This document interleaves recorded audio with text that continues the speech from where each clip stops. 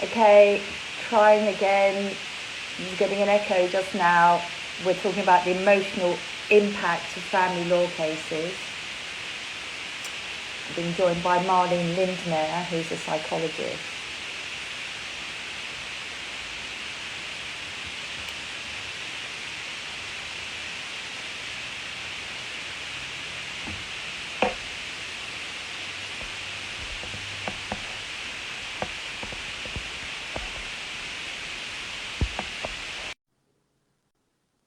So she should be coming on any moment. Hi. Hi. I'm Can you not hear getting an echo now. Oh, perfect. Yeah, I also put in my headphones, so maybe that helps. Who knows? Who Who knows? knows? By the wonders of social media, we are now going live. I'm speaking to Marlene Lindmair, and we're talking about the emotional impact of family law problems. And thank you. Comment down below saying it's all good. Anyone, thank you. Waving, give us a wave, give us a like, give us a comment. Put your comments down below. We're going to be chatting about the emotional impact of divorce. Now, Marlene, tell us about yourself, first of all. You're a psychologist, as I understand. What can you tell us? Yeah, so hi everyone. I'm Marlene. I'm from Austria. I'm a psychological counselor, and I've started my online practice around 5 years ago. And so part-time I live in Spain, part-time I live in Austria, and so yeah, the online counseling gives me the freedom to be anywhere where I want and provide my services to people all over the world. Yeah. And we've been in contact, and so obviously Family Law Cafe is offering people a hand. So where they've got a family law problem, come to us. We help them with all they need for a set monthly fee, and then get them the experts and the assistance they need. So we have a massive network. And what I've been doing on these Instagram lives is getting some of the people in our network. Obviously, we match up people, and they're clearly going through a family law issue. You're going to need bespoke psychological assistance sometimes, not everyone, but some people need that. And you're in our network, so I asked you to come on. So tell me, I thought I'd just keep it simple. When people are, they're in a relationship, they might be living together, might be married, might be children, might not be children, and, things are not, they're not right, but obviously, there's ups and downs in relationships. What do you see? Maybe when people come to you when they're struggling, what do you see, and how do you help them in that situation? Well, like as you say, every relationship has their struggles. Every relationship is different. So I have to say that some people come and they want to fix their relationship, and some people come and they just want to know how to get out of it. And in any case, I think every direction is okay if it's okay for both of them. So what I do is I help them to have to see their path clearly, because when there are a lot of fights and when everything is bad, then sometimes it's very hard to see the light at the end of the tunnel, or to really know what the next step is. So what I usually do is, first of all, we make very clear if the people want to stay in the relationship or if they want to get out of it, and then work towards their goal either way. So if they want to get out of it, we try to find a way where both are fine with letting the other one go, and with dealing with everything that comes with it, like grief, sadness, anger, whatever. Yeah. But I think the most important thing is to be very clear where you want to go. So just to clarify, do you just see one person, or do you ever see couples, or is it both? Both. Sometimes I see them as a couple, sometimes I see them individually. It depends very much on the couple itself. It depends on if they are able to talk to each other or not, and if there's one person who has something he or she wants to work through, the other one doesn't. So it depends very much on the person and on the couple. Yeah. And so you talked about, obviously, it's their decision. Does it sometimes take people a long time to make that decision? I mean, I'm just thinking my personal experience, and actually, I'm not even going to talk about my personal. A lot of people that come to me, I've said to people, as a lawyer, because I'm not a psychologist, I've said, when did you decide, that you were unhappy in the marriage? That's a bit of a big question, because sometimes I've had people say, I know, 1995. I'm like, oh, okay. And they've literally been in that marriage all of that time. Like, as a lawyer, I'm just asking a practical question. But do you find that sometimes people take a long time to make that decision? Yeah, of course, because there are so many things involved. There are like beliefs that I cannot end a marriage, or I'm weak if I cannot get through this problem. And so many more beliefs, and society, there's pressure, there's family pressure. So I think it's normal. And also many people want to make it work, because once they have decided to be with this person, and they still remember why they wanted to be with the person, and they don't want to get out of it, or they don't want to throw it away. So it does take them time to feel clear enough to get out of it, or to start the process of getting out of it. Yeah, Definitely. because it can seem, can't it, to people that it's a failure. It is an ending, and there's all those emotions, and when is it the right time? And I do, as a lawyer, find that people, it was obviously, this happened in lockdown, when people would call us and say, I have to get away, it's awful, it's been going for 10 years. And I'd always say, actually, don't make such a big decision, maybe you want to just. But it did bring into relief, and people really were saying things to me such as, we've had problems for 10, 15 years, but now we're together all the time, and really, realize we are never going to fix them.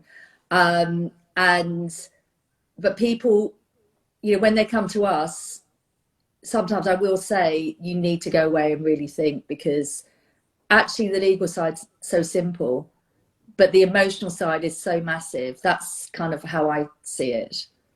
Yeah, and I think that's one thing why I decided to work with you, because I feel that you really care for your clients, and that you want them to make the best decision for themselves, and not for you Yeah. or for anyone else. So yeah, I think that's really a great way to look at it and to see it.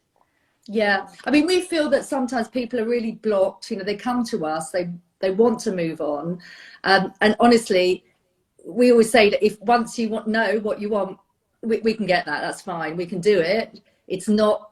People are very, very frightened of coming to lawyers, and they think the lawyer's going to take over, etc., etc.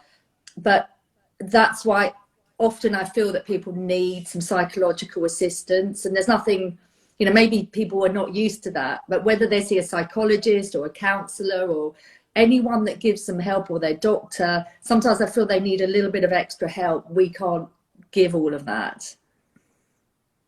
Yeah, it's sometimes just, I don't know, in German there's a saying that we cannot see the wood, like the forest, because of all the trees. So there's just so much going on, and it's sometimes so overwhelming that it helps if there's someone who helps you like sort your feelings, or you help them sort the next steps. And I think it's never bad to ask for help. I mean, I ask for help Yeah, whenever it's needed. people have a tough time, don't they? And I think this is much more known, and in particular, it seems, maybe this is a massive generalization, and I hope I'm not saying anything that's too controversial, but I think that we can see a lot of men don't ask for help because they're expected to know the answers. And obviously, male suicide rates are so much higher than women's, and my impression is that men especially may feel there's some kind of shame that they can't sort it out themselves. I mean, is that correct, or what do you think about that? Yeah, I think that's still something that's in our society, that going to see a counselor or psychologist is a sign of weakness. And especially, I think, mm, like nowadays things have changed education wise, but I think some decades ago, boys were brought up to be strong and to never show any weakness. And I think that's still one of the reasons why they have to be strong and why they have to do it all on their own. And I often hear them, that's actually very sweet, when I often hear them say, yeah, I just go to the bar and I have some beers with my friends and then I'm better. And I think that's definitely the case. I mean, I also feel better when I'm with people I love. But there are some things that just cannot be sorted out in a friendly way with someone, in a friendship, but it needs someone who has a professional view on things. Because we are not all counselors. We are not all, like, I would not be able to build a house or I would not be able to defend someone in court. So everybody has their own specialties and knowledge. And so I think, people should be encouraged to ask for help and to ask for other people's professional view or opinions or whatever. Yeah, I mean, this is what I'm trying to do. I just feel that with family law as lawyers, I'd say, or would it be right to say 80% of people that are going through a family law problem are struggling, and need some help, not the lawyer's help, obviously, we're giving that, but they need some emotional help. And I just think that that's completely normal. And no one should worry about that. So let's move on. We talked about how people making the decision. Now, I'm talking about people actually going through a legal case. What I feel is that family law is unlike anything else that you come across as a lawyer. Years back I used to do criminal law, I've done civil, insolvent, all sorts of stuff. When you start, you do everything. Ended up with family law, and I know that in the legal profession you could get some sort of, some QC saying, commercial is planning, it's much tougher. Family law, there isn't any law in it. Well, I'm sorry, I think it's the most difficult area, because your opponents, and there is a sort of adversarial side to family law, although we're trying to sort out issues and problems. Your opponent could be someone who knows everything about you and can press every button and in their own pain be causing you a huge amount of damage. I know what your thoughts are about the consequences of going through a family law case. And I think this is something that really frightens people, that they're going to be disputing against someone who knows everything about them. Yeah, because once we were so open with them and suddenly we just shut down, and there are 5 stages of grief, and one of those stages is anger, and it can take a long time. That. You know how long divorce cases can last. So I think it's very, and also especially when children are involved, for me that's just, there's really a huge stop sign where it's okay, get out of your emotion and get into your head, or get into a different emotion, because that's not something that we should do out of anger, or we should drag people through the mud out of anger, because in some years, maybe in 5 years or 10 years, we will look at it and it would be an event that has happened, and it will be a phase that we have gone through, but we can see it way clearer than we see it when we are in this phase and when we are in this stage of anger. And very often people then, they feel so sorry and they see the damage that they have done.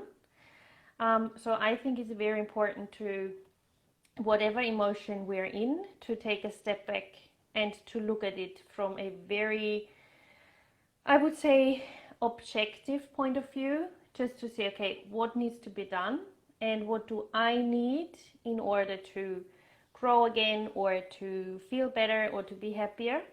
So that, because I think that's a point of view where you don't lose anything. That's just something positive. And I think we should really try to get into this state of mind instead of this negativity and destroying the other one, especially when there are children involved.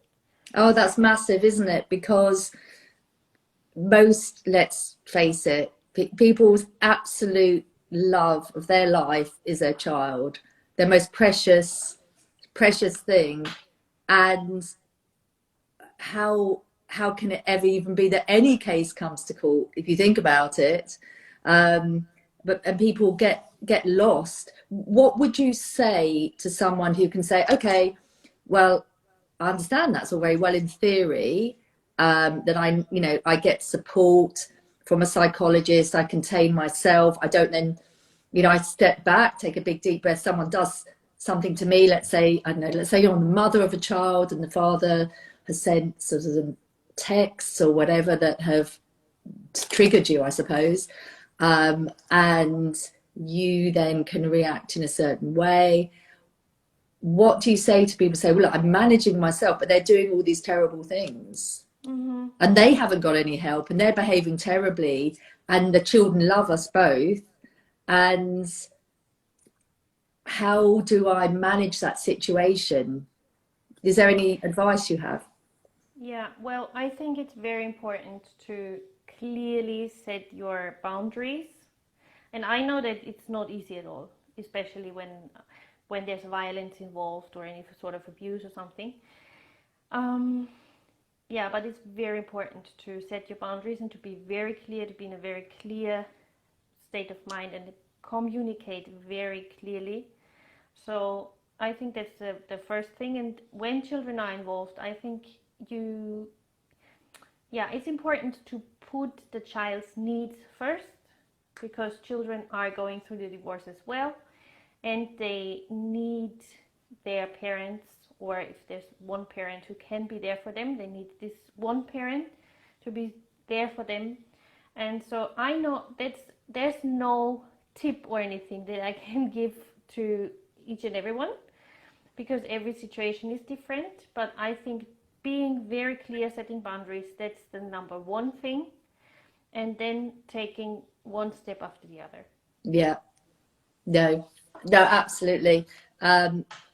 Because you can control what you can control, can't you? Yeah. And so if you set those boundaries and you take one step at a time, then, that seems to me the most appropriate way to think. I see a lot of things on social media, and I have to say, I see a lot of things which are the other person is this, da, da, da, da, da. And I always think, yeah, I get that, and that's important, but what are you yourself? What are you throwing out?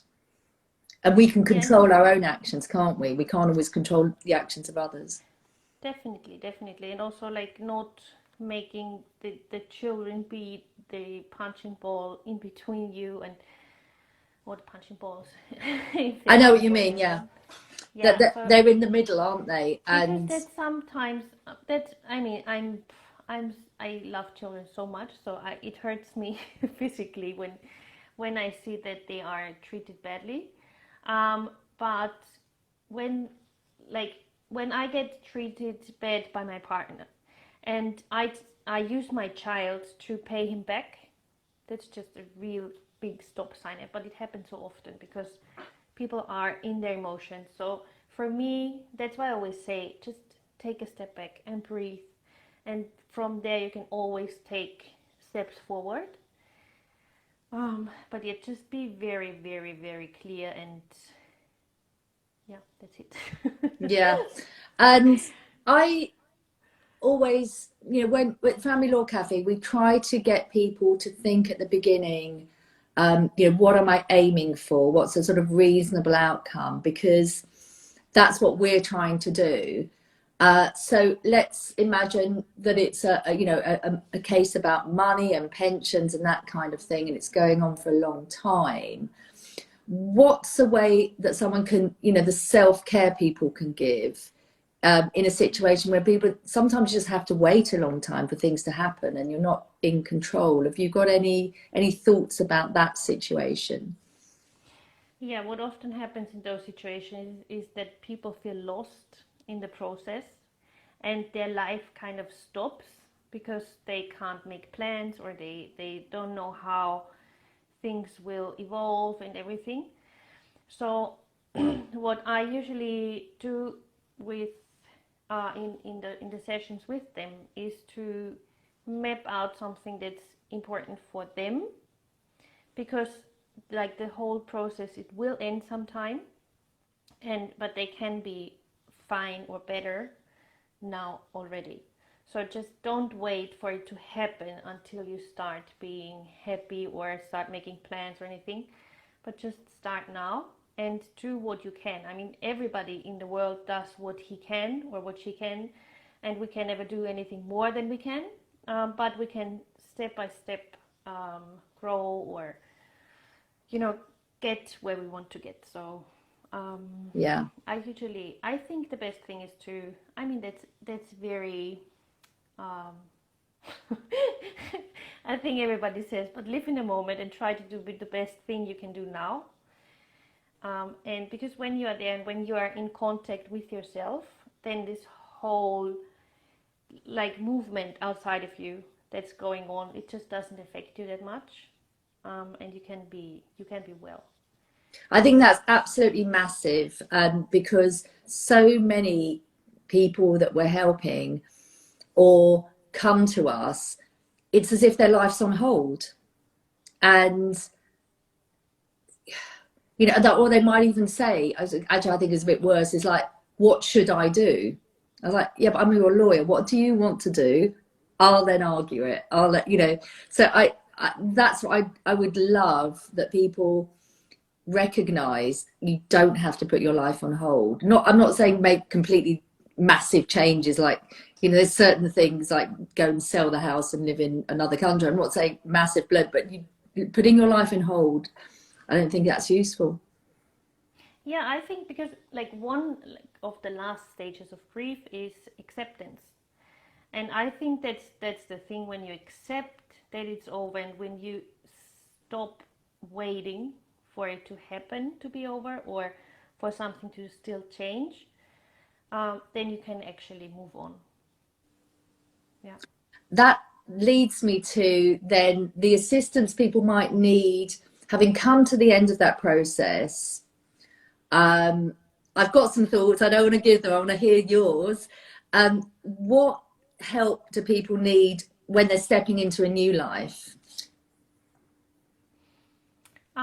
First of all, I think it's very important to manage anxiety, because many people, they have anxiety around like this new life and how, like, what can I do? I'm alone now.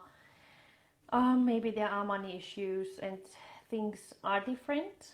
So just managing the anxiety, and in general also getting out of um, getting out of this old life, I would say, and really stepping into the new one, which is also part of the acceptance, and to really see that, okay, this phase in my life has ended, my life has not ended. That's very often the case when people get divorced, or also when their partner dies. So in any case they lose somebody, they feel like, okay, my life is over. And it might be true, like to some extent, the life as they knew it is over, but not life itself. So it's very important to get back to this feeling of being alive, and maybe how did you feel when you were younger, what were your wishes, what were your dreams, and what are your dreams now? Do you still have the same dreams? Do you have different ones? How do you want your life to be? And just really develop an idea and allow yourself to dream, and allow yourself to dream big, and to then take your step towards your goals. I love that. And yeah, I'm sorry, I don't even want to comment. I want to just that, because I think that's so true. It is the end of one thing, and it is, you know, you can compare that to a death, but it's a chance to transform and a start of something new, and hopefully much better. That, you know, hopefully it's a better place you're going to, because you kind of need, I would hope you have an obligation to yourself to make it something better than you had. That was my hope. Yeah, something that you just really enjoy. in that moment. You might not have the same ideas or dreams or needs that you had before you got married, but still, I mean, what I really love is that moment when people fall in love again. I'm such an addict to love, but I really love that moment. And when I see couples that are like, oh, I can breathe again, and I thought my life had ended, but now I see that love is there again, and that it's possible to feel happy again and to feel alive, and just really keep that in mind. There's always, life always surprises us, and there's always something interesting around the corner. So just don't give up. But another part of the stages of grief is depression. And I don't mean depression in the clinical sense, but this feeling of heaviness. And it's okay to have that for a while. It's totally normal. Just don't fight it. Accept it as well. Yeah. Yeah, and then I think there's so much. Life is so nice. Life is so good to us when we are able to see it. So yeah. Okay, I love talking to you. I absolutely love that you're in our network, and you know, I hope that this has been useful to people. If you have any messages for us, send us a direct message.